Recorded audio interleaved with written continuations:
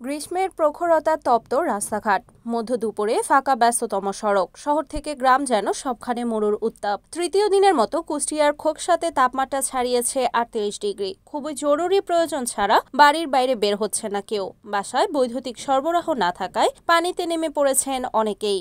কাজকর্ম করতে না পেরে ছায়ায় বসে বিশ্রাম নিচ্ছেন কর্মজীবী মানুষেরা। দোকানে ক্রেতা না থাকায় অজান্তেই ঘুমিয়ে পড়ছেন দোকানদার। খোকসা মেডিকেল হাসপাতালে নির্বাহী কর্মকর্তা আবির হোসেন সোহাগ জানান, যদি গরমে ঘাম না হয়ে মুখ শুকিয়ে থাকে তাহলে বারবার হাত মুখ ধুতে হবে এবং অতি দ্রুত ডাক্তারের পরামর্শ গ্রহণ করতে হবে।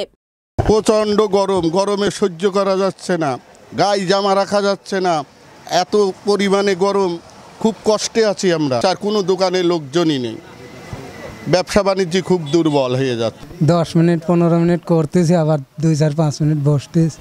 আপনার যদি অতিরিক্ত তাপদাহ থেকে ঘুরে আসেন তখন আপনি একটা গামছা ভিজিয়ে অথবা একটা টাওয়েল ভিজিয়ে আপনি শরীরে দিয়ে রাখতে পারেন, যাতে আপনার শরীরটা শীতল হয়ে যায়।